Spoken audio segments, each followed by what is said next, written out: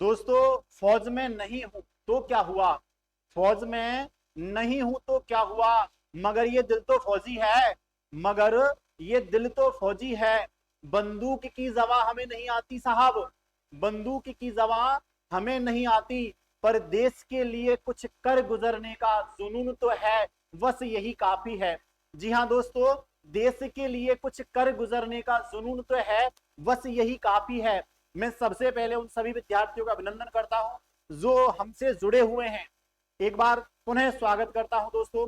आज की जो क्लास है वो पूर्ण तरीके से रीजनिंग के बहुत महत्वपूर्ण 20 से 25 क्वेश्चन लेकर मैं आपके सामने आया हूं। आपको ये क्लास इतनी इंपॉर्टेंट लगेगी, सत्यता की बात कर रहा हूं दोस्तों। जितने भी विद्यार्थी एसएससी जीडी की तैयारी कर रहे हैं या अन्य सेगमेंट की जो भी तैयारी कर रहे हैं, उनमें रीजनिंग का सेगमेंट पूछा जाता है, तो आपको वास्तविकता में पता चलेगा कि इन 20-25 क्वेश्चनों में पूरे टॉपिक्स का, रीजनिंग के जितने भी टॉपिक्स हैं उन सबका रिवीजन होने वाला है। तो ज्यादा से ज्यादा विद्यार्थी क्लास से जुड़ जाएं, समय बर्बाद नहीं करना है। लास्ट तैयारी चल रही है एसएससी जीडी की तैयारी करने वाले प्रत्येक विद्यार्थी के लिए। तो मेरा कहना है, जो वर्दी का सपना देख रहे हैं, एसएससी जोड़ा 2025 में सेलेक्ट होने का सपना देख रहे हैं, उनको यह क्लास बहुत बहुत बहुत ज्यादा जरूरी है लेना। क्योंकि खास तौर पर ये जो क्लास है एसएससी जीडी को डेडिकेट मैंने की है। और दोस्तों वर्दी वालों की क्लास है। कौन सी क्लास है साहब? वर्दी वालों की क्लास है। और इसी के साथ मैं सबसे पहले हमारे जवानों को सल्यूट करता हूं, हमारे किसानों को सल्यूट करता हूं और हमारे देश हिंदुस्तान को सल्यूट करता हूं। ठीक है दोस्तों, आपका बहुत बहुत आभार जुड़ने के लिए। अब हम देखो क्या चर्चा कर रहे हैं। जैसा कि मैंने आपको बताया था कि हम एक क्वेश्चंस की बहुत अच्छी सीरीज लेकर आए हैं, रीजनिंग के क्वेश्चंस की एक बहुत अच्छी सीरीज लेकर आए हैं, जिसकी आज तीसरी क्लास है। कौन सी क्लास है जिसकी आज तीसरी क्लास है? दो क्लास पहले से मैं चैनल पर अपलोड करवा चुका हूं और दोस्तों आज तीसरी क्लास है। इसमें जो क्वेश्चंस की नंबरिंग है वो 41 से रहेगी, 41 नंबर से क्वेश्चन की नंबरिंग रहने वाली है। क्योंकि दो क्लास मैंने लास्ट में अपलोड करा दी है, 20-20 क्वेश्चन की दो क्लास लेकर आया था जो मैंने पहले से अपलोड करा दी है। आपको उन दोनों क्लास को भी लेना है। यदि किन्हीं विद्यार्थियों ने वो दोनों क्लास नहीं ली है तो जल्दी से जल्दी चैनल पर जाके सबसे पहले वो क्लास ले लीजिएगा। ठीक है दोस्तों, जीडी की तैयारी करने वाले प्रत्येक अभ्यर्थी के लिए क्लास इंपॉर्टेंट रहने वाली है। आज आओ साहब, देखो ज्यादा टाइम देखो, फालतू का टाइम बर्बाद नहीं करना है, सीधे क्वेश्चन की चर्चा करते हैं अपन। आ जाओ, क्या कह रहा है? निम्नलिखित प्रश्नों में से दिए गए संबंधित अक्षरों का चयन कीजिए, कौन सा विकल्प सही होगा। लगभग 10-12 सेकंड का समय मैं आपको देने वाला हूं। आपको क्वेश्चंस को करना है, कमेंट बॉक्स में आंसर भी देना है। और दोस्तों जब आपका आंसर आ जाए, यदि क्वेश्चन नहीं समझ में आ रहा है तो आप आराम से देख लीजिएगा। मैं प्रत्येक क्वेश्चन का एकदम सटीकता से एनालिसिस करवाने वाला हूं, तो आप जुड़े रहो, साथ ही साथ क्वेश्चंस को करते रहो। देखो इसने एक विकल्प दे दिया, ये 4 विकल्प दिए हैं। और दोस्तों अपन को बताना किस प्रकार से होगा। एनालॉजी नाम का एक टॉपिक पढ़ा होगा आपने, सादृश्यता, उसी का क्वेश्चन है। हालांकि अल्फाबेट से संबंधित है लेकिन क्वेश्चन एनालॉजी का है। देखो इसने दिया है आईएसएफ का संबंध जो डीएनए से है, वही संबंध एमएमटी का किससे होगा। ऑप्शन इस प्रकार से, आप जरा अपना आंसर जो भी है आंसर दे दो। आपको केवल ऑप्शन करना है कि सब A option, B option, C option, D option में से आपका कौन सा विकल्प सही है। ठीक है, थोड़ा सा समय दिया है मैंने। अब देखो क्वेश्चन की चर्चा करते हैं। एकदम नॉर्मल लल्लू टाइप के क्वेश्चन आते हैं। ये एसएससी जीडी के प्रीवियस ईयर के क्वेश्चन पेपर में पूछा गया क्वेश्चन है, देख लो अब कैसे करना है इसको। यदि मैं पहले अल्फाबेट से जाऊं तो आई के बाद डी है। आई को इसने किससे संबंधित किया है? डी से।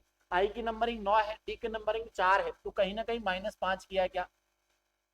आई की नंबरिंग 9, डी की 4, तो कितना किया? -5। अब देखो एस की नंबरिंग 19 है, एस की नंबरिंग 19 है और एंड की नंबरिंग 14 है, मतलब -5 किया। सेम कंसेप्ट यहाँ है। एफ का नंबर 6, 6 में से 5 घटाए, ए का नंबर 1, तो कितना किया? -5 करना है। तो मैंने पैटर्न बताया ना, सबसे पहले क्वेश्चन को देखना है, देखने के बाद सोचना है, सोचने के बाद सोच लिया, पैटर्न हमें पता चल गया, उस पैटर्न को फिट करना है और फिट करोगे तुरंत निकल जाएगा, तुरंत निकलेगा। अब देखो यहाँ -5 करना है ना। एम का नंबर 13, 13 में से 5 घटाया 8, 8 पर आएगा एच। एम का नंबर 13, 13 में से 5 घटाया 8, 8 पर आएगा एच। ये दोनों ही कितना करना है? -5 करना है। ठीक है भैया। ऐसे टी का नंबर कितना? 20, और 20 में से यदि तुम 5 घटाओगे तो 15, और 15 पर कौन आता है? ओ, एच एच ओ। देखो कोई ऑप्शन है क्या? Option number D is the correct answer.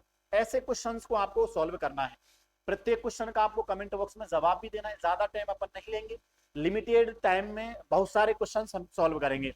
ठीक है दोस्तों, ज्यादा से ज्यादा विद्यार्थियों को जोड़ो। जितने भी विद्यार्थी एसएससी जीडी की तैयारी कर रहे हैं सबके लिए क्लास इंपॉर्टेंट रहने वाली है। यदि आपके लिए इंपॉर्टेंट है तो आपका जो साथी है वो एसएससी जीडी की तैयारी कर रहा है उसके लिए इंपॉर्टेंट रहने वाली है। थोड़ा क्लास को शेयर कर देना जिससे आपको वो दुआएं दे, दुआएं भी काम आती है, वो भी याद रखेगा कि हाँ मेरे दोस्त ने मुझे क्लास शेयर करी थी जिसका मुझे वास्तव में फायदा मिला है एग्जाम में। आ जाओ भैया अगले क्वेश्चन की चर्चा करते हैं। कोई भी क्वेश्चन यदि समझ में नहीं आता है, कोई भी एक सिंगल क्वेश्चन समझ में नहीं आता है तो आप कमेंट बॉक्स में क्वेश्चन नंबर लिख के और मुझे भेज देना, मैं उस क्वेश्चन को दोबारा से समझा दूंगा। ठीक है भैया, क्वेश्चन नंबर 1 हो गया, क्वेश्चन नंबर 41 41 हो गया। क्वेश्चन नंबर 42 की चर्चा करते हैं, सीरीज का दूसरा क्वेश्चन। निम्नलिखित में से कौन सी संख्या प्रश्नवाचक, एक क्वेश्चनवाचक लगा दिया किस स्थान पर आएगी, सीरीज वाला क्वेश्चन है। देख लो 7 9 13 31 37 के बाद क्या आएगा, इनमें से कौन सा ऑप्शन सही होगा। कमेंट बॉक्स में जवाब भी देना है आपको, जवाब देना है कौन सा ऑप्शन सही होगा। ए बी सी डी 65 67 42 55 और दोस्तों यहाँ पर 69 क्या होगा सही, जरा जल्दी करो। आ जाओ भैया, डिफरेंस मैंने कहा जब भी सीरीज का क्वेश्चन आए ना तो सबसे पहले डिफरेंस पर जाना है। और यदि मैं डिफरेंस को चेक करता हूं, यहाँ देखो +2 किया है, यहाँ देखो +4 किया है, अरे 7 और 2 9, 9 और 4 13 और 13 और 8 +8 किया हुआ है, कितना हो जाएगा 21।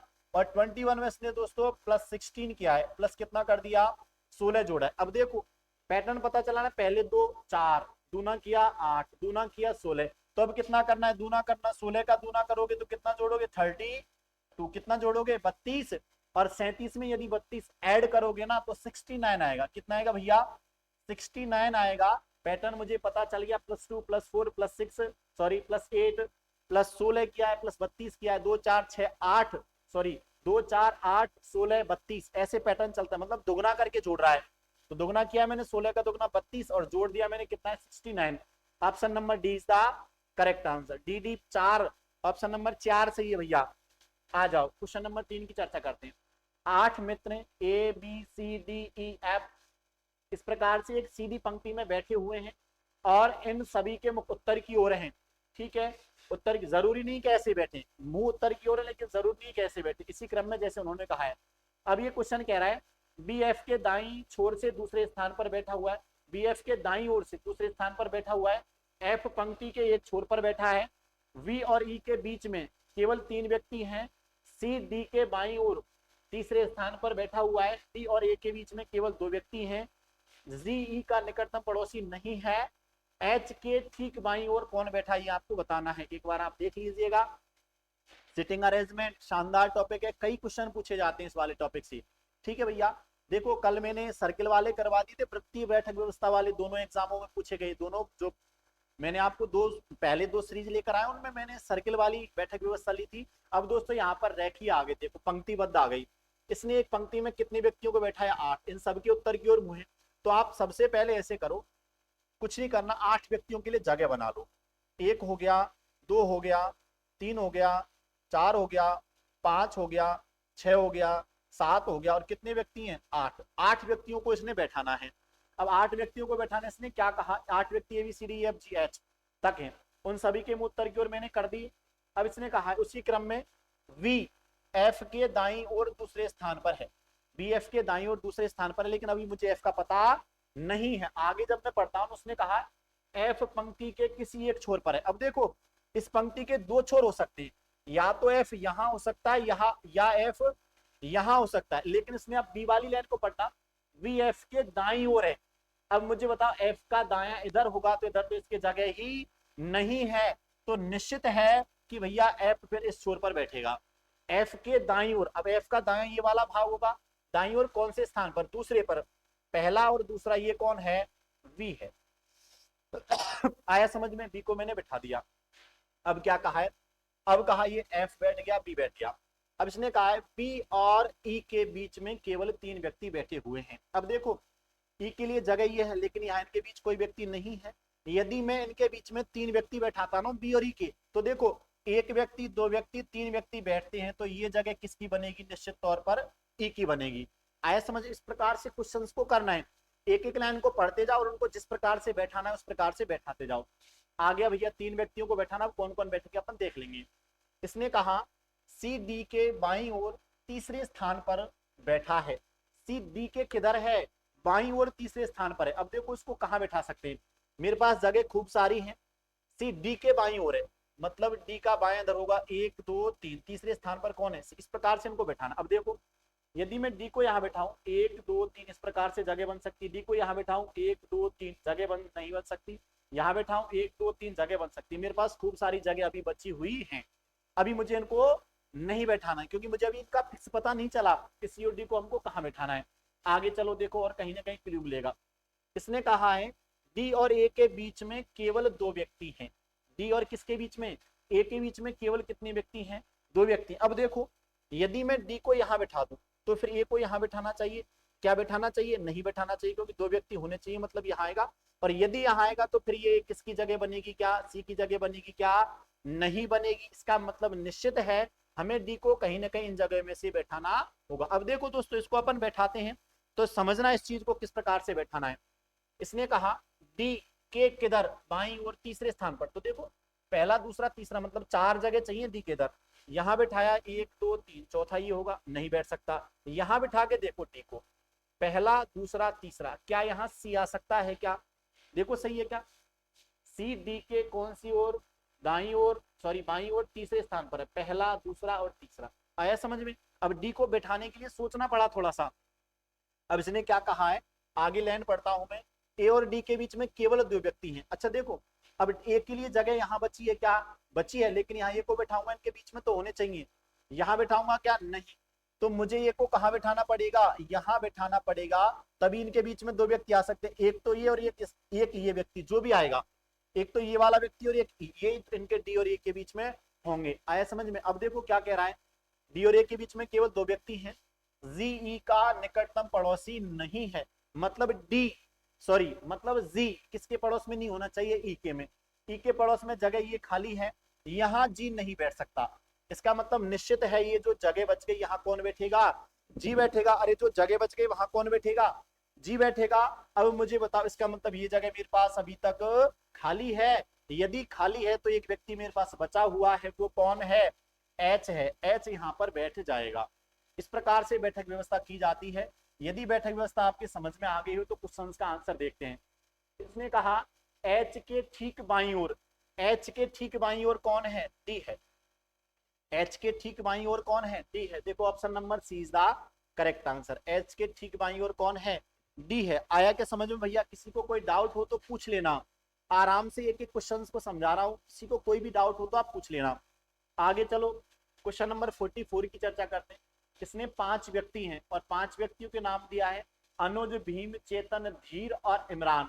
एक वृत्ताकार टेबल पर बैठे हुए, इन सबके मुंह ना केंद्र की ओर है, केंद्र की ओर इनके मुंह है, परंतु जरूरी नहीं कैसे ही। तो आप ऐसे करो, पहले एक सर्किल बनाओ और सर्किल में 5 व्यक्तियों के लिए जगह बना लो, 1 2 3 4 और 5, और इनके मुंह कहाँ कर दो, केंद्र की ओर कर दो। आया समझ में। यदि इनके मुंह केंद्र की ओर है ना तो इधर वाला जो भी भाग होगा ना एंटी क्लॉकवाइज हमेशा दायां होगा, ये वाली जो भी पोजीशन होगी वो किसको बताएगी, दाएं को। देखो यदि मेरा मुंह केंद्र की ओर है तो मैं ऐसे घूम रहा हूं, मतलब दाएं घूम रहा हूं, और यदि मैं क्लॉकवाइज की बात करूंगा ये तो पूरी एंटी क्लॉकवाइज हो गई, और यदि मैं क्लॉकवाइज दिशा की बात करूंगा तो ये बताएगी साहब बाएं को। ये किसको बताएगी, बाएं को बताएगी। इधर इससे इसको तो मैं भले ही इधर से हटा देता हूँ तो मैं कंफ्यूजन क्रिएट होगा। इधर देखो ये एंटी क्लॉकवाइज किसको बता रहा है, बाएं दाएं को, और क्लॉकवाइज किसको बता रहा है, बाएं को। अब देखो यदि मैं ऐसे बैठा हूं तो ऐसे चलूंगा, मतलब किधर चल रहा हूँ, घड़ी की दिशा में। अरे घड़ी ऐसे तो चलेगी, और घड़ी की दिशा में चल रहा हूँ तो मैं किधर चल रहा हूँ, बाएं। आया समझ में। यदि मुंह केंद्र की ओर है तो ये स्थिति ये बनती है, और यदि केंद्र से विपरीत है तो उल्टा बन जाएगा। आया समझ में। तब एंटी क्लॉकवाइज तो रहने वाला है बाया और क्लॉकवाइज रहने वाला है दाया, मतलब राइट साइड। अब देखो ये समझ में आया। अब देखो बैठाना कैसे है, बैठाने पर चर्चा करते हैं। चलो भैया आ जाओ। क्या कहा सबसे पहले, उसने कहा चेतन और धीर के बीच में केवल एक व्यक्ति बैठा है। इसका मतलब चेतन और धीर को आप कहीं बैठा सकते हो, लेकिन इनके बीच में केवल एक व्यक्ति होना चाहिए। जैसा कि उसने कहा है ना, चेतन और धीर के बीच में केवल कितना व्यक्ति होना चाहिए, एक होना चाहिए। तो मैं ऐसा करता हूं, चेतन को मान लो यहाँ बैठा दो, चेतन को मैंने यहाँ बैठाया, तो धीर को कहीं एक जगह छोड़ के बैठा दो, कहीं भी बैठा सकते हैं, चाहो तो यहाँ बैठाओ, चाहो तो यहाँ बैठाओ, ठीक है। अपने पास जगह खाली, आप कैसे भी बैठा सकते हो, ठीक है। ये बैठा दिया, केवल एक व्यक्ति बैठाना, मैंने जगह छोड़ दी। भीम और धीर, ये कहा है भीम धीर के बाई और दूसरे पर है। अब धीर के बाई और कौन सा दूसरा, पहला, सॉरी धीर का बाया यही होगा ना, ये पहला और दूसरा ये कौन होगा, ये होगा भैया भीम। आया समझ में, भीम के लिए कहा है ये धीर के बाई और कौन से स्थान पर है, दूसरे पर, दूसरे स्थान पर है, तो धीर के बाएं ऊपरे पर मैंने बैठा दिया किसको, भीम को। अब इसने क्या कहा है, अनुज भीम के ठीक दाई ओर है। अनुज किसके, भीम के ठीक दाई ओर है। ये भीम का दाएं यही होगा क्या, यहाँ कौन है, अनुज है, यहाँ कौन है, अनुज है, तो एक जगह बची क्या, बच गई, इस पर कौन आएगा, इमरान, इस पर कौन आएगा, इमरान आएगा। सिटिंग अरेंजमेंट हो गया क्या, बैठ गए सब लोग। अब सब लोग यदि बैठ गए तो अब मुझे बताओ, अनुज के ठीक बाईं ओर लेफ्ट साइड में, अनुज के लेफ्ट साइड में कौन होगा, अनुज के लेफ्ट में कौन है, भीम है। अनुज के लेफ्ट में कौन है, देखो भीम है, भीम ऑप्शन है क्या, option number B is the correct answer. आया समझ, इस प्रकार से अपन सेटिंग अरेंजमेंट के क्वेश्चन को आराम से कर सकते, कोई समस्या आने वाली नहीं है। चीजें बहुत आसान हैं, बहुत सरल हैं, यदि टाइम दोगे तो निश्चित तौर पर आपको बता रहा हूं आप एग्जाम को आराम से क्रैक कर जाओगे। लगभग 700 क्वेश्चन की सीरीज लेकर आया हूं मैं। कितने क्वेश्चन, 700 क्वेश्चन रीजनिंग के और 700 क्वेश्चन मैथ के। मैथ की सीरीज भी चालू करूंगा, देख लो अब तुम 700 क्वेश्चन रीजनिंग के कराऊंगा और उनमें से तुम्हारे 20 क्वेश्चन पूछे जाएंगे। कितने, 20। अब या तो क्वेश्चन इनमें से पूछ लिया जाएगा या अप्रोच क्वेश्चन की इतनी बन जाएगी आपको करने की कि आप क्वेश्चन को सही करोगे। दोनों ही सब्जेक्ट की बात कर रहा हूं मैं, चाहे मैथ चाहे रीजनिंग, लेकिन आपको बने रहना है। आए समझ में, और सेशन सबके लिए इंपॉर्टेंट है रे भैया। ज्यादा से ज्यादा शेयर करो, ज्यादा से ज्यादा शेयर करना, ठीक है। और कोई डाउट है तो कमेंट करना, वीडियो अच्छा लगे तो लाइक करना, ये बात की बात है, आपको जो अच्छा लगे। आ जाओ, अगला क्वेश्चन क्या कहता है, 45 की चर्चा करते हैं। इसने कोई 3 स्टेटमेंट दिए हैं, पहले 3 कथन दिए हैं, 2 निष्कर्ष दिए हैं, ठीक है। अपन को कथन को हमेशा सत्य मानना होता है, कथन को हमेशा सत्य मानना होता है। Statement always right. कंक्लूजन की चर्चा करेंगे वेन डायग्राम बना के। आ जाओ भैया, इसने कहा कुछ पेंसिल किताब है, वेन डायग्राम बना देता हूं साथ के साथ। देखो क्या कहा, कुछ पेंसिल किताब है, ये कह रहा है कुछ पेंसिल क्या है, किताब है। ये मैंने पेंसिल लिखा और ये मैंने किताब लिख दिया। कुछ पेंसिल क्या है भैया, किताब है, ठीक है। पहला स्टेटमेंट पढ़ लिया, सभी कमलें, सॉरी सॉरी सॉरी, थोड़ा सा मिस्टेक हो गया पढ़ने में। इसने कहा कुछ किताबें कमलें हैं, कुछ किताब क्या है भैया, कमलें हैं, मतलब कलम है। कुछ किताब क्या है, कलम है, कभी कभी पढ़ने में आ जाता है। कुछ किताब क्या है, कलम है, ठीक है। अब इसने कहा सभी कलम, सभी जो कलम है ना वो पेंसिल है। ये सभी की सभी कलम क्या है, पेंसिल है, ये मैंने बना दिया। सभी की सभी कलम क्या है, पेंसिल है, ठीक है। कोई भी पेंसिल मार्कर नहीं है, मतलब मार्कर अलग ही आएगा। कोई भी पेंसिल मार्कर नहीं है। बन गया वेन डायग्राम, अरे वेन डायग्राम बन गया। कुछ किताब कलम, सभी कलम पेंसिल, कोई पेंसिल मार्कर नहीं, ठीक है। अब देखो कंक्लूजन की चर्चा करते हैं, कंक्लूजन क्या कह रहा है, निष्कर्ष देखते हैं। कुछ किताबें कलमें हैं क्या, कुछ किताबें कलमें नहीं है, कहा है इसने, कुछ किताबें कलमें नहीं है। अब मुझे पता नहीं कि हो सकती है कि नहीं हो सकती। जब मुझे सत्यता का पूरा पूरा पता नहीं हो, या तो स्टेटमेंट सही होगा या गलत होगा। जब मैं सही और गलत को नहीं बता पाऊं तो वो वाला कंक्लूजन क्या होगा, गलत होगा। अब देखो इसने कहा कुछ किताबें, कुछ किताबें कल में नहीं है। अब मुझे पता है क्या, अगर ये कहता कुछ किताबें कल में हैं तब तो मैं सही कर देता, लेकिन मुझे पता नहीं है कि होंगी कि नहीं। इसका मतलब ये वाला कंक्लूजन क्या होगा, गलत। जब सही और गलत में फैसला नहीं कर पाओ तो वो क्या होगा, गलत होगा।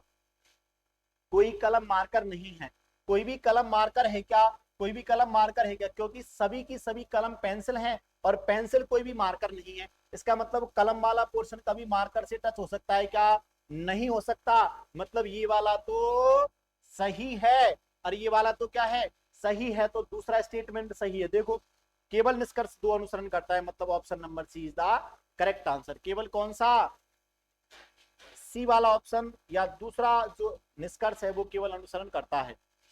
आगे चलो क्वेश्चन नंबर 46। ए बी का भाई ये किस प्रकार से बनाना, मैंने वहां आपको बताया है। हमेशा पुरुष रहेगा पॉजिटिव, स्त्री रहेगी नेगेटिव, और हमेशा एक पीढ़ी के रिश्तों को रखना समकक्ष। हमसे पहले जो आगे पीढ़ी वो हमसे ऊपर रहेगी, हमसे बाद वाली पीढ़ी हमारे नीचे रहेगी। अब देखो इसने क्या कहा, ए बी का भाई है, मतलब भाई ये मतलब एक पीढ़ी के हैं क्या, तो इस प्रकार से आप लगा सकते हैं ए बी का भाई है, पॉजिटिव होगा, और चाहो तो लिख भी दो, ये ए है ना, ये बी का भाई है, लिख दिया मैंने, ठीक है। अब इसने कहा है वी सी की बहन है, ये बी है ना, ये भी एक पीढ़ी के रिश्ते हैं, भाई बहन वाले एक पीढ़ी के होते हैं। ये सी की कौन है, बहन, मतलब नेगेटिव होगी, और मैंने लिख दिया ये बी किसकी बहन है, सी की, ठीक है भैया। ऐसे किया जाता है, डायग्राम बना के यदि करोगे तो आराम से समझ में आ जाएगा।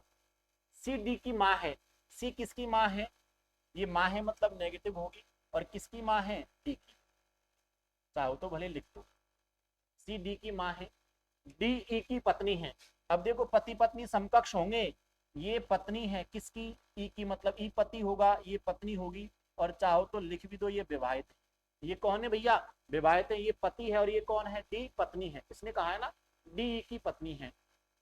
ई एफ का पिता है, ये ई है ना, ये किसका पिता है, एफ का पिता है, ये लिख दिया मैंने, और चाहो तो भले लिख दो, ये ई है ना, ये एफ का पिता है, मतलब एफ पुत्र है किसका, ई का, और डी का। एफ जी का भाई है, ये देखो एफ भाई है मतलब पॉजिटिव होगा, किसका, जी का, ये लिख दिया मैंने भाई, एफ जी का क्या है भैया, भाई है।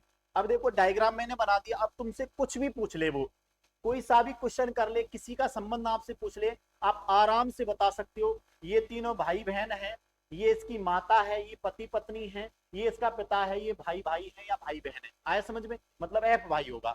अब देखो पूछा क्या है, पूछा क्या, इसने पूछा है ई का सी से, सॉरी सी का ई से पूछा है।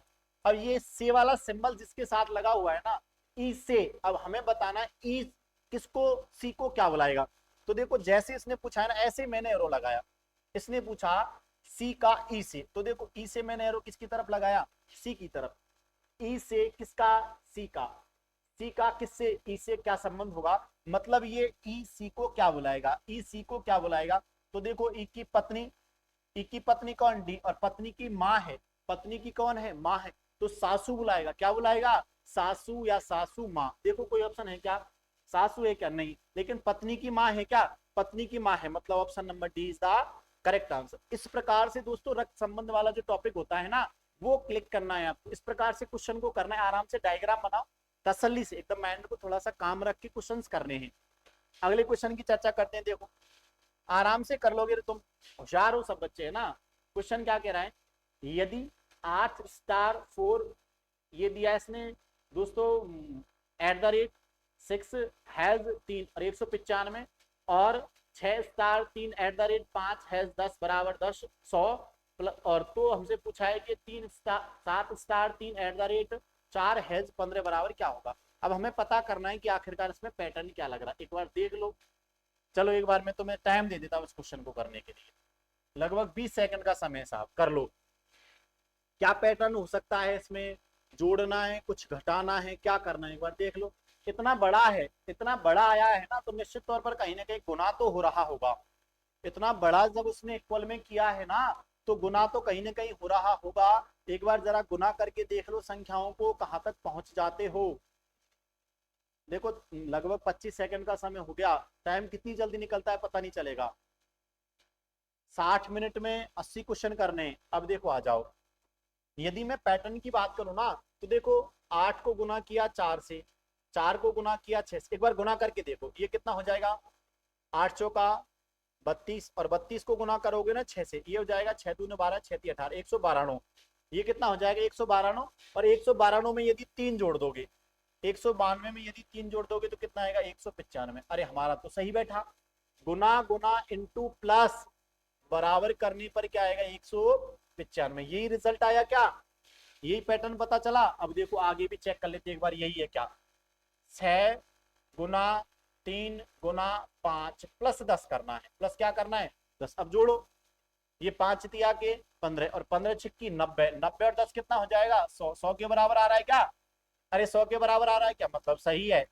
अरे ये तो सही है भैया, यही होगा, गुना गुना गुना प्लस, गुना गुना गुना प्लस। देखो आ जाओ करने के लिए क्या कह रहा है, देखो 7 गुना 3 गुना 4 प्लस 15, यही करना है ना, 7 गुना 3 गुना 4 प्लस 15 करो, 3 चौका 12, 12 सत्ते 84, अरे 12 सत्ते 84, और 84 में यदि तुम दोस्तों 15 जोड़ोगे ना, तो मेरे हिसाब से 99 आएगा, कितना आएगा 99। ऑप्शन है क्या कोई? 99 है, मतलब option number D is the correct answer. आया ना समझ में? आप आराम से एकदम एकदम रिलैक्स होके क्वेश्चन को आराम से कर सकते हो, कोई समस्या आने वाली नहीं है।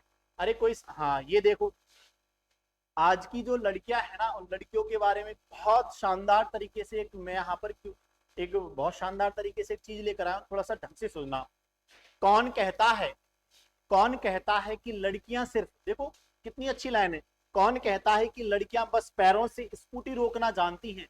कौन कहता है कि लड़कियां पैरों से सिर्फ स्कूटी रोकना जानती हैं? दोस्तों देखना, ये नए भारत की बेटियां हैं, ये नए भारत की बेटी हैं जनाब, ये नए भारत की बेटी हैं जनाब, जो हवा में दुश्मन को रौंदना जानती हैं, जो सरहद पर दुश्मन को रौंदना जानती। कितनी शानदार लाइन है।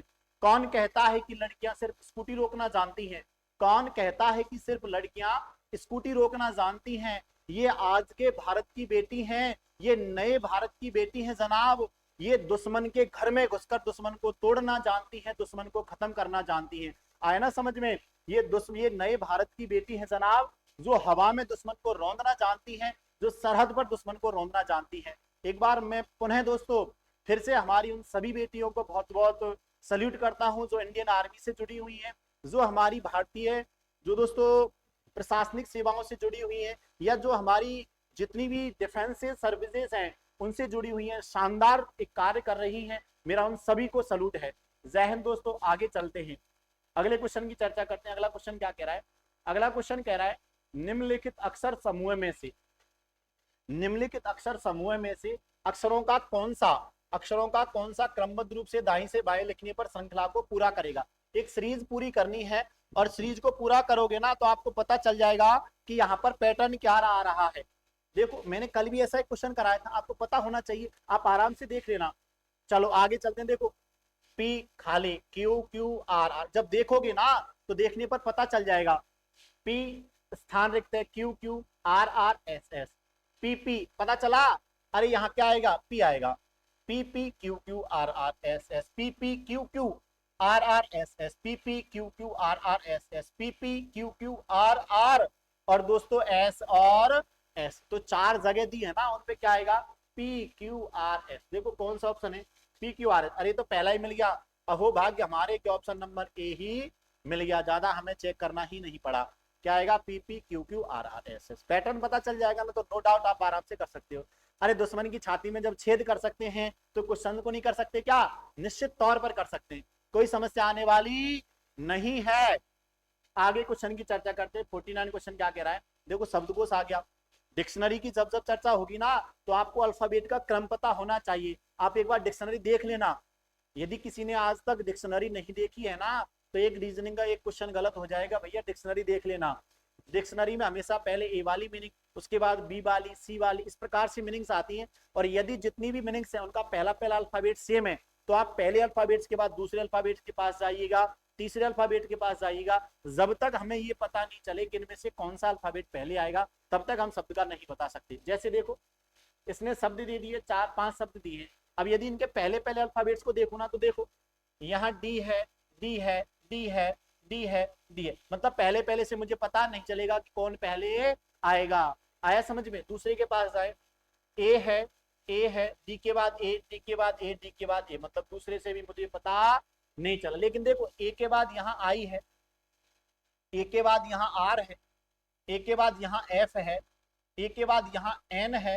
ए के बाद यहाँ एच। अब तुम्हें पता बिल्कुल चल जाएगा I R F N H में से पहले कौन आएगा, निश्चित तौर पर पता चल जाएगा। और मुझे तो पता चल रहा भैया पहले एफ आएगा, मतलब पहले 3 नंबर वाला जो भी शब्द है वो मुझे डिक्शनरी में देखने को मिलेगा।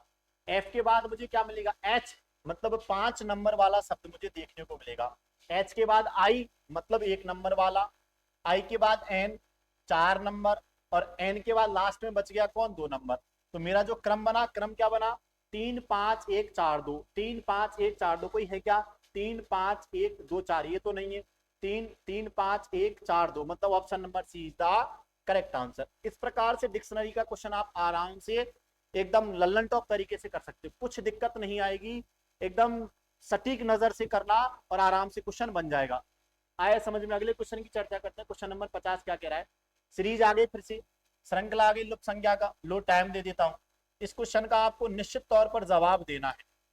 20 सेकंड का समय दे रहा हूं, अरे आराम से कर लोगे। डिफरेंस हमेशा इस प्रकार का जब भी क्वेश्चन आए ना तो डिफरेंस पर जाना, क्वेश्चन बन जाएगा, आराम से बन जाएगा। HCD कौन सा ऑप्शन सही होगा देख लो, देख लो रे भैया। 15 सेकंड का समय देने के लिए बोला है मैंने, चलो 20 दे देता, कोई बात नहीं। 5 सेकंड तुम भी क्या याद रखोगे कि 5 सेकंड गुरुजी ने ज्यादा दिए थे, लेकिन एग्जाम में नहीं मिलेंगे। आ जाओ, देखो पैटर्न में देखना डिफरेंस कितने का है। मुझे तो 11 का दिख रहा है, आगे चला 11 का है। 82 11 93, 93 11 104 और 104 11 115। तो 115 में यदि तुम 11 का डिफरेंस के हिसाब से जोड़ोगे ना तो 126 हो रहा है। अरे कितना हो रहा है 126 प्लस 11 करके देखना 115 में, अरे करके देखना रे छोरो कितना आएगा 126। और जैसे ही 126 आएगा ना तो तुरंत निकल जाएगा। क्या निकल जाएगा? निकल जाएगा, निकलेगा क्या? आंसर निकल जाएगा। आया ना समझ में? Option number A is the correct answer. कुछ समझ में आया हो? कुछ समझ में आया क्या? देखना है, देखने के बाद सोचना है, सोचने के बाद फिट करना है और फिट करने के बाद निकालना है, क्वेश्चन आराम से हो जाएगा। चलो भैया अब देखो ये क्वेश्चन आ गया। आकृति या कागज को काटना है, मोड़ना है। मैंने कहा ना पहले कागज को मोड़ना है, मोड़ने के बाद काटना है और काटने के बाद खोलना है। यही तो करना है, पहले मोड़ना है, मोड़ने के बाद काटना है और काटने के बाद क्या करना है? खोलना है। लो तीन काम, तीन काम। जब भी इस प्रकार का क्वेश्चन आए ना कागज वाला तो तीन काम कर लेना। कितने काम? तीन काम।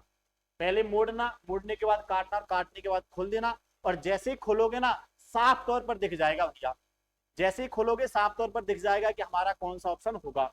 देखो इसने पहले एक सर्किल बनाया, सर्किल को इसने आधा फोल्ड कर लिया।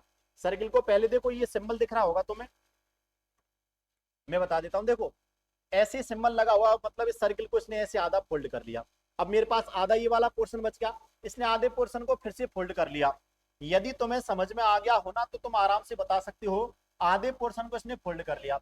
और आधे पोर्शन को फोल्ड करने के बाद इसने क्या किया, ये वाला जो सेगमेंट बचा है ना इसके पास, ये वाला बचा था, आधे को फोल्ड करने के बाद ये वाला बचा। अब इस वाले में इसने क्या किया साहब, एक काश्तकारी करती है इस प्रकार से इसने ऐसे तो एक शेप काटी है। शेप को मैं जरा थोड़ा सा आपके सामने खुल के बना दूं, जो भी हो ना खुल के आ जाओ। देखो क्या किया, इसके पास लास्ट में एक ये वाली शेप बच जाती है भैया। देखो अरे ड्राइंग अच्छी नहीं मेरी, ये वाली शेप बच गई। अब इसने इस वाली शेप में काटा कैसे, देखो ऐसे काटा और एक छोटा सा सर्किल और काटा है, एक छोटा सा सर्किल जो इसी के पैरेलल में लगभग ऐसे इसने काटा है। ठीक है, अब मैं इसको खोलता हूं, मेरे पास ये पोर्शन बचा ना। अब मैं यदि इसको खोलता हूं तो ये वाला पूरा खुलेगा। देखो खोलने पर ये वाला ऐसे सर्किल बन जाएगा, क्या आधा सर्किल बन गया। ये वाला जो इसने चूटा है ये यहाँ चूट जाएगा, क्या देखो ये बन जाए। और ये गोला, ये वाला जो सर्किल यहाँ आ जाएगा। ठीक है, और देखो अब यदि मैं इसको और खोलूंगा ना तो ये वाला कुछ ऐसे बन के आ जाएगा मेरे सामने, जो सर्किल पहले था ये ऐसे बन गया। देखो ये दो सिंबल्स हैं इस प्रकार से, ये ऐसे ही नीचे वाले को खोलूंगा, मतलब पूरे को जब मैं खोलूंगा ना तो ये वाला ऐसे, और ये वाला सर्किल यहाँ पहुंच जाएगा, ये वाला सर्किल यहाँ पहुंच जाएगा। अब तुम देख लो ये कौन सी आकृति तुम्हें दिख रही है। मैंने पहले मोड़ा, मोड़ने के बाद काटा, काटने के बाद खोल दिया, और जैसे ही खोलोगे दिख जाएगा। अब मैंने खोला ना तो तुम देख लो कौन सा ऑप्शन है। मुझे तो डी लग रहा है। कौन सा? डी लग रहा है। अरे कौन सा लग रहा है? डी। इसका मतलब भैया आंसर भी कौन सा होगा? Option number D is the correct answer. आपको ऐसा हो सकता है ये जो फिगरिंग वाली जो क्वेश्चन है ना आकृतियों वाले, इसमें आकृतियां थोड़ी ढंग से नहीं दिख रही हूँ, लेकिन अगली क्लास में मैं कोशिश करूंगा कि इस प्रकार से आपको ढंग से समझाया करूं। ठीक है, आया क्वेश्चन नंबर 51 समझ में? क्वेश्चन नंबर 52 की चर्चा करते हैं। ये देखो एक पासा दे दिया और पासे में इसने कहा क्या क्या कहा है, एक पासे की कितनी आकृतियों को दर्शाया उसने? एक पासे की भैया 3 आकृतियों को दर्शाया, तो हमको 6 के विपरीत फलक पर बताना है कि कौन सा होगा। मैंने आपको बताया है या तो एक पासे की 2 स्थितियां दर्शाएगा, एक अंक समान है, 2 अंक समान है, या कोई अंक समान है। किस प्रकार से करना है आप आराम से समझ सकते हो। यदि एक ऐसा पासा दर्शाया जाए जो सिंगल पासा है तो पासे की 2 स्थितियां होती हैं, एक तो मानक पासा होगा, एक सामान्य पासा होगा। अब देखो एक तो नहीं, लेकिन यहाँ कितनी स्थिति दर्शा दी? 3 दर्शा दी। अब हमें क्या करना है, जो अंक हमसे पूछा है ना वो 6 है और 6 के विपरीत वाला बताना है। तो तुम्हें क्या करना है, तुम देख लो ये जो 6 है ना, ये कौन कौन से पासे में है। यदि तुम इस 6 को देखोगे ना, तो देखो 6 एक तो इसमें है और दूसरे में है क्या, नहीं है। मतलब 6 पासे नंबर 1 में है और पासे नंबर 3 में है। दो स्थितियों में तो मतलब दो ही स्थितियां काम में आएंगी। अब देखो इस 6 के साथ अन्य दो अंक जो दर्शाए हुए हैं ना, 5 और 1, ये देखो कहीं कॉमन है क्या।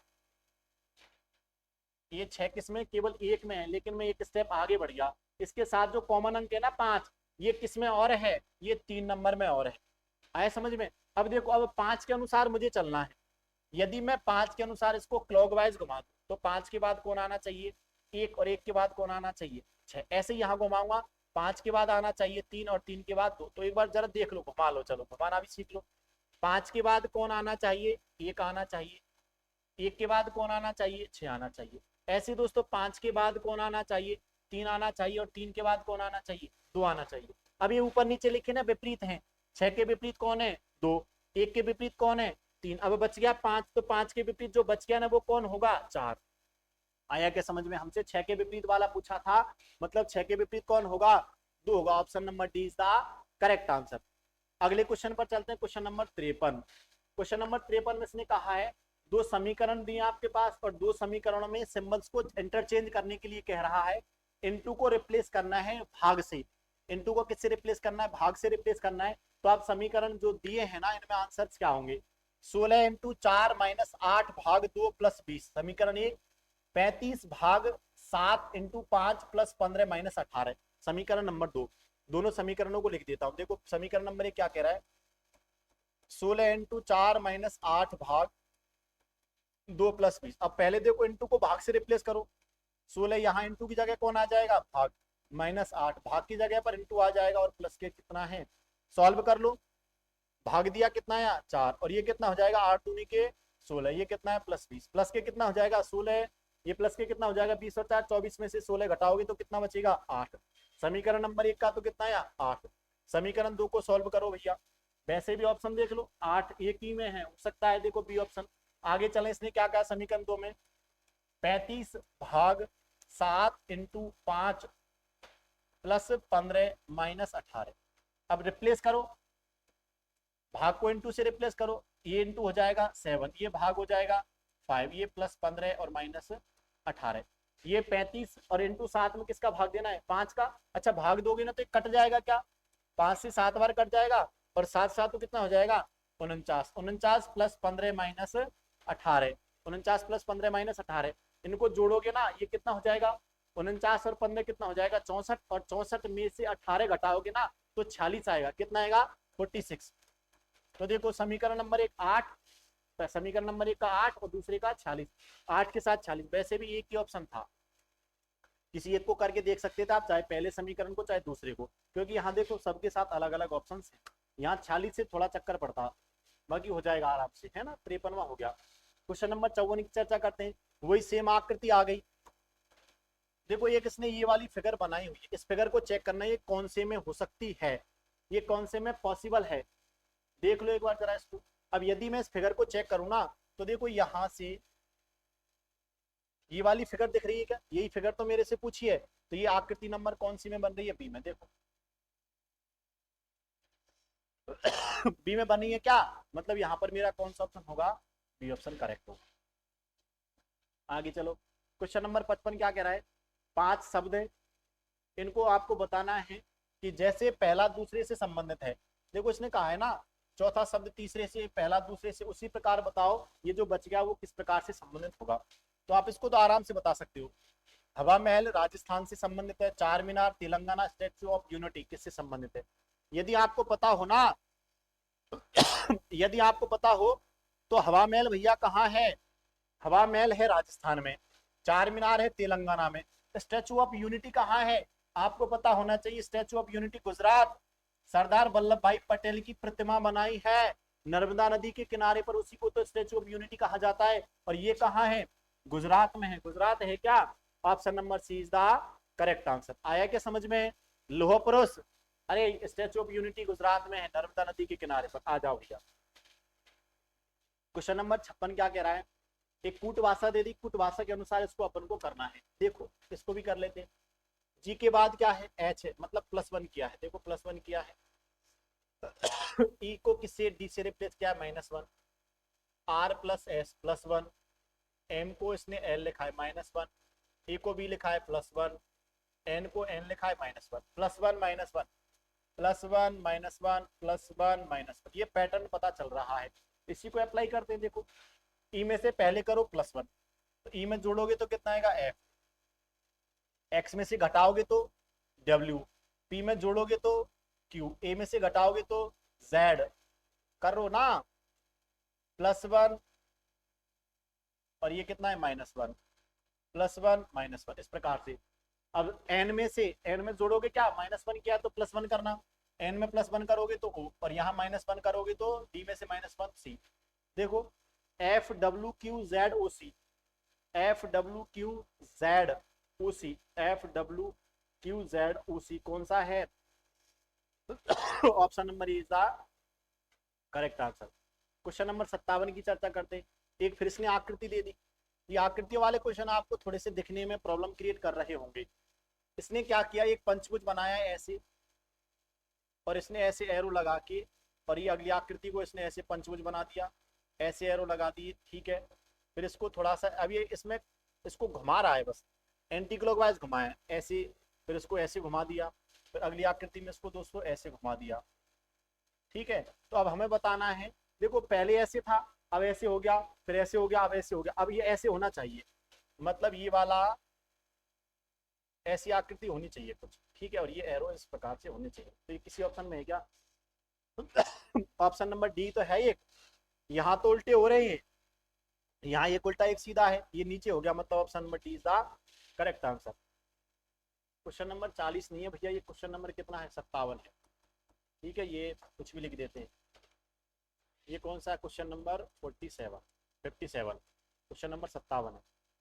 आ जाओ क्वेश्चन नंबर 58 क्या कह रहा है, आपको ये वाली आकृति को चिन्ह को बताना है कि यहाँ प्रश्नवाचक चिन्ह के स्थान पर क्या आएगा। सेम वही है, यहाँ पर अपन को देखना है, ये @ है ना, ये @ देखो एंटी क्लॉकवाइज घूम रहा है, ये पहले यहाँ था, ये @ यहाँ था, यहाँ पहुंच गया, अब यहाँ से यहाँ पहुंच गया, इसका मतलब अब यहाँ से यहाँ पहुंचना चाहिए, तो यहाँ ऑप्शन नंबर ए में है, तो ये is the correct answer. Question number 59 की चर्चा करते हैं। क्वेश्चन नंबर 59 में क्या कह रहा है देख लो, मैं कह रहा हूं दोस्तों जुनून के साथ क्लास से जुड़े रहो, प्रत्येक क्वेश्चन इंपॉर्टेंट है, प्रत्येक क्वेश्चन आपकी सीरीज से जुड़ा हुआ है, प्रत्येक क्वेश्चन आपके सिलेक्शन का आधार बनने वाला है, आए ना समझ में। जुनून हमेशा आपका अपर लेवल का रहना चाहिए, जज्बा कम नहीं करना है।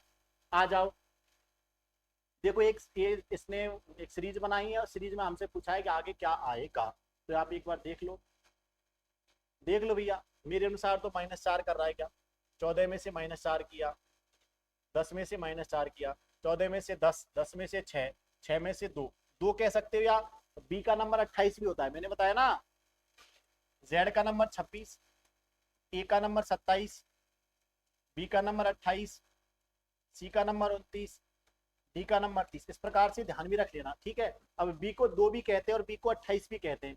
28 में से 28 में से 4 घटाओगे तो -4 करोगे तो 24, 24 पर कौन आएगा, एक्स। देखो कोई ऑप्शन है क्या, एक्स 3 में है। 18, 18 में से 4 घटाया 14, 14 में से 4 घटाया 10, 10 में से 4 घटाया 6, 6 में से 4 घटाओगे तो 2 आएगा, 6 में से 4 घटाओगे तो क्या आएगा 2, और 2 पर कौन आता है बी। एक्स के साथ भी एक ही ऑप्शन है, मतलब option number B is the correct answer. और चेक कर लो, 20 में से 4 घटाया 16, 16 में से 4 घटाया 14, सॉरी 16 में से 4 घटाया 12, एल का नंबर 12 है ना, और 12 में से 4 घटाया 8, 8 में से 4 घटाओगे तो कितना आएगा 4, 4 पर कौन आएगा डी। देखो बी के साथ डी। और चलना चाहो 19 में से 4 15, 15 में से 4 11, 11 में से 4 7, 7 में से 4 घटाओगे तो 3, 3 पर कौन आएगा सी आएगा, बीडीसी, एक्स बीडीसी, मतलब ऑप्शन नंबर बी ही है। क्वेश्चन नंबर 60 क्या कह रहा है, एक निश्चित कूट भाषा में इसने दे दिया सनसेट, सनसेट को TTOTDU लिखा जाता है, इसने इसी प्रकार मूनराइज को क्या लिखा है, मूनराइज को NNNOSHED लिखा जाता है। तो आप बताओ स्टार को कैसे लिखेंगे, स्टार को कैसे लिखा जाएगा, ये वाला क्वेश्चन आपको कमेंट बॉक्स में करके बताना। और ये वाला क्वेश्चन हो गया HW, इस क्वेश्चन की चर्चा अपन कल कर लेंगे, लेकिन ये वाला क्वेश्चन निश्चित तौर पर मैं चेक करूंगा किन किन विद्यार्थियों ने जवाब दिया है। आए समझ में? ये वाला क्वेश्चन HW के लिए मैंने छोड़ दिया। यदि तुम देखोगे ना तो पैटर्न देख लेना, S को T लिखा है, U को T लिखा है, N को O लिखा है, कुछ ना कुछ प्लस प्लस माइनस ऐसा कुछ पैटर्न होगा। मैं थोड़ा सा हिंट दे दिया है, लेकिन आपको इस क्वेश्चन को क्या करना है, कमेंट बॉक्स में कमेंट करके बताना है कि साहब क्वेश्चन नंबर 60 का जवाब इन ऑप्शंस में से कौन सा होगा। थोड़ा सा दिमाग लगाना है। ठीक है दोस्तों, एक शानदार सीरीज में आपके सामने लेकर आया। इसी प्रकार से ये आज रीजनिंग की तीसरी क्लास थी और तीसरी क्लास में भी मैं 20 क्वेश्चन लेकर आया। प्रत्येक क्वेश्चन एग्जाम ओरिएंटेड है, एक शानदार सीरीज चल रही है। तो जितने भी विद्यार्थी एसएससी जीडी की तैयारी कर रहे हैं, मोस्टली डेडिकेशन के साथ जुड़ जाओ। मैं कह रहा हूं 2 सब्जेक्ट का जिम्मा लिया है यहाँ पर, और 2 सब्जेक्ट का जिम्मा लिया है तो जिम्मे को पूरी तरीके से निभाएंगे। और निश्चित मान लेना वर्दी आपके पास भी होगी, वर्दी है ना आपके पास ही होगी, यदि आप क्लास को कंटिन्यू रूप से लेते रहोगे। मैथ और रीजनिंग 700 क्वेश्चन की एक शानदार सीरीज, 700 क्वेश्चन की शानदार सीरीज लेकर आया हूं मैं। तो अब एकदम बेफिक्र होकर दोनों सब्जेक्ट की चिंता छोड़ दो, जितना हो सके क्लास के लिए टाइम दो। पढ़ते हो कहीं से तो 1-2 घंटे पढ़ लो, नहीं बाकी लेना देना कुछ भी नहीं है। 700 क्वेश्चन की अप्रोच बन जाएगी ना तो एग्जाम को फोड़ दोगे। टारगेट हमेशा कितना रखना है, टारगेट हमेशा हर क्लास में बताऊंगा, टारगेट हमेशा 160 में से 145 का ही रखना है। 145 से कम तो सोचना ही नहीं है, 145 प्लस का टारगेट होना चाहिए। ठीक है दोस्तों, टारगेट अच्छा रखो, निरंतर रूप से पढ़ाई करते रहो। एग्जाम कोई दूर नहीं आपसे, एग्जाम फिक्स है जुलाई या फरवरी के फर्स्ट, जुलाई के लास्ट से और फरवरी के फर्स्ट तक, लगभग जनवरी फरवरी में, जनवरी के फर्स्ट वीक में या जनवरी से और फरवरी के बीच में जो भी एग्जाम होगी आपके पास शेड्यूल है उस हिसाब से एग्जाम हो जाएगी। ठीक है, आपको कोई टेंशन नहीं लेनी है, क्लास से ज्यादा जुड़े रहो। और यदि क्लास अच्छी लगी है तो क्लास को लाइक करना, क्लास को ज्यादा से ज्यादा शेयर करना, चैनल को ज्यादा से ज्यादा सब्सक्राइब करना, जिससे आगामी वीडियोस के आपके पास नोटिफिकेशन मिल जाएं। ठीक है दोस्तों, आपका जुड़ने के लिए बहुत बहुत धन्यवाद। जय हिंद दोस्तों।